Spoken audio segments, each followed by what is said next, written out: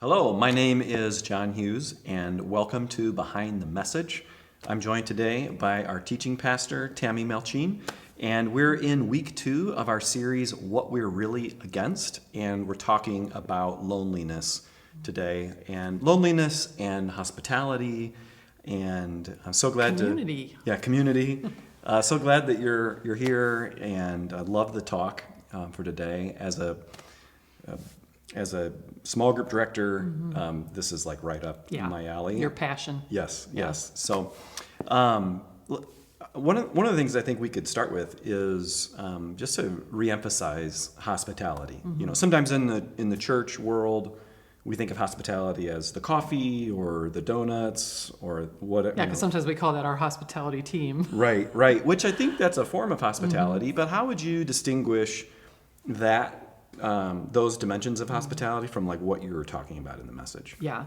Well, even what we do in that, in providing things like that at a service, it's not just so that people can have coffee. It's not just so that, people get greeted. It's so that people can feel welcomed and that strangers can feel loved.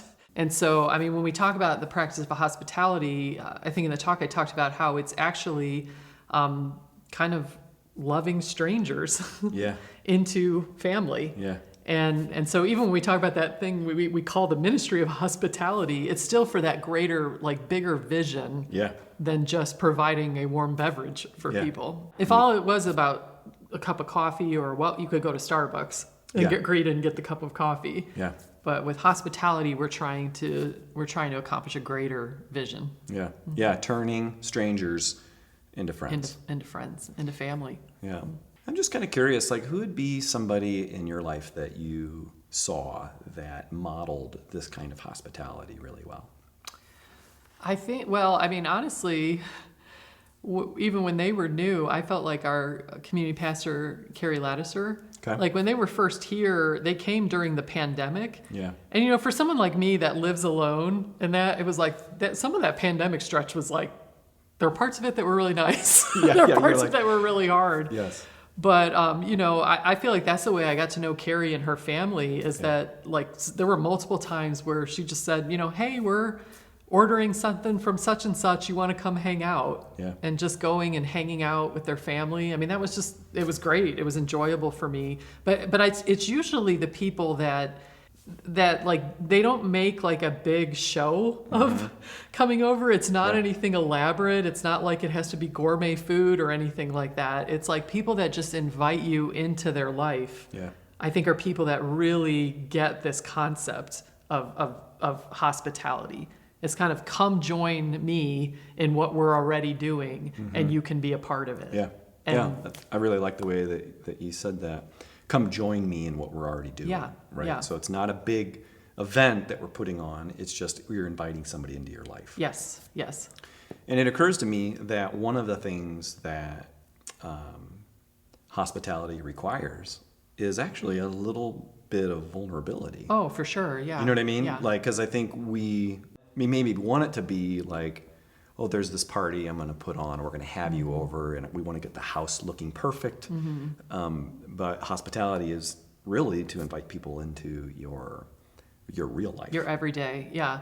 And it is vulnerable, but if you also think about it, when you're the person that gets invited into that, at least for me, that makes me feel more loved than necessarily the perfect house and the perfect, it's you feel when someone trusts you with their life as it is and invites you to enter into it and see their child have a meltdown or see whatever it might be.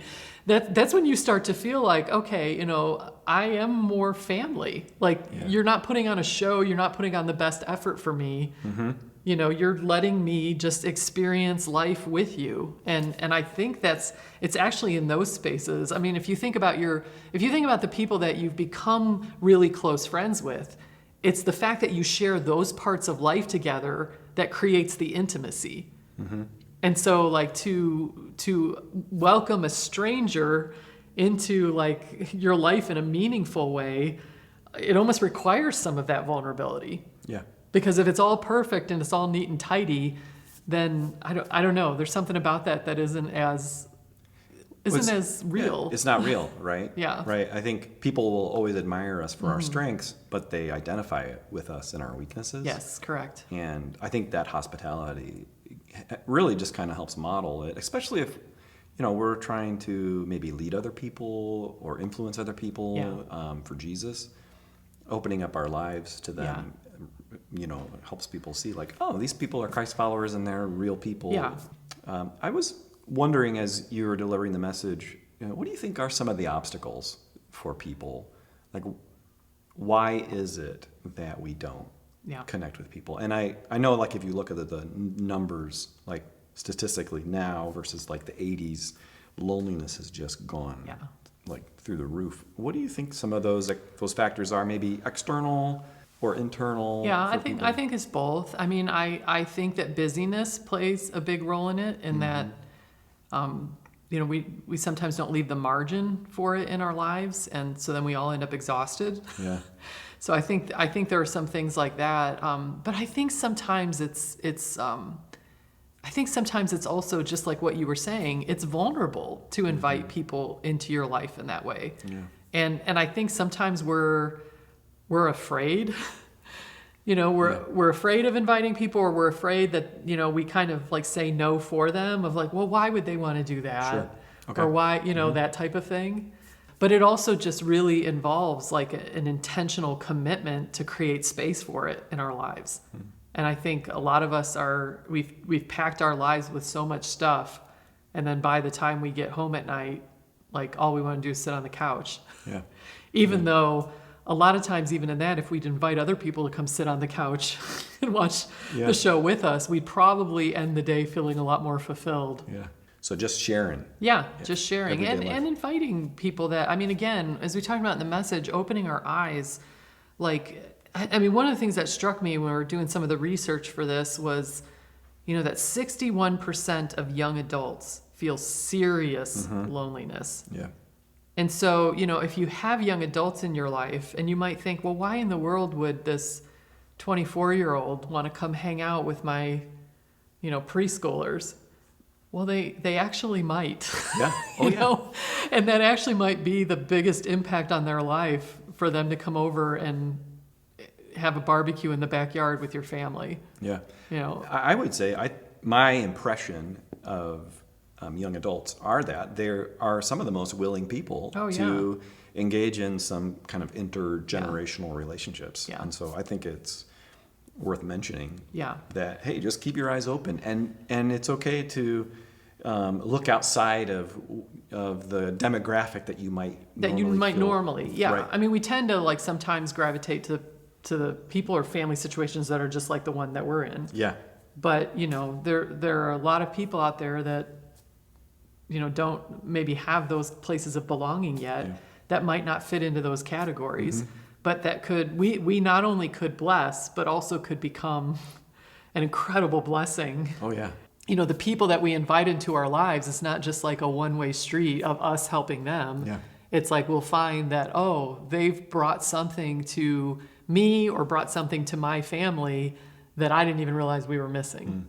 Yeah. Oh, that's a good way to put it. So I'm just thinking about maybe somebody who's watching and who's going, I don't know about this. Yeah. What encouragement would you give to maybe somebody who is reluctant to be vulnerable, and maybe even an introvert? I know that you've shared many times that you're what would you say to people who are just maybe like wanting to take a first step with this? Sure. Well, I mean, part of it is the reality is it is risk. It is risk. I don't think you can really have belonging without some risk. But I think if you don't ever risk, you won't have belonging. Yeah. And so I think the risk is worth it. And even if it takes trying a few different things or connecting, there's sometimes you're going to invite a stranger into your home, and let's face it, it's going to be an okay evening, but you're going to leave going, I don't know that that's like the real place that we're going to do life together, but that's okay.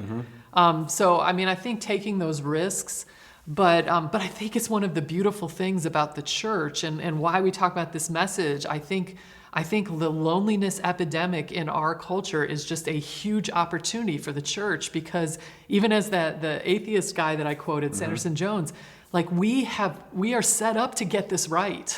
Yeah. And there are so many ways. If someone is a community online attender, to come to that open house that we talked about.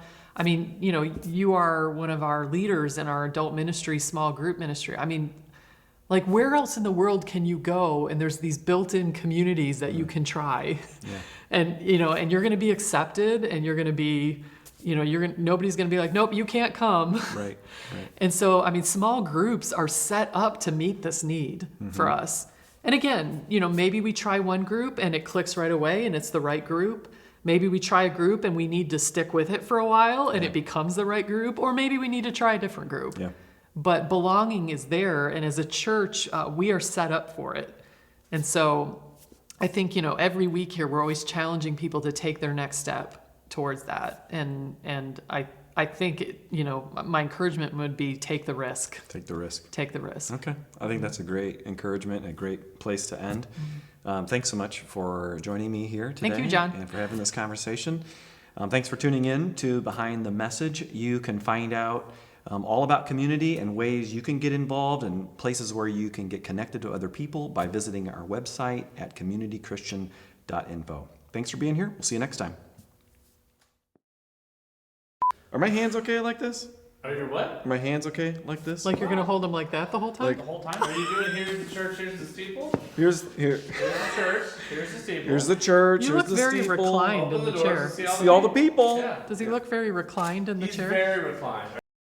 I just don't feel like this chair reclines and you look reclined. I don't know.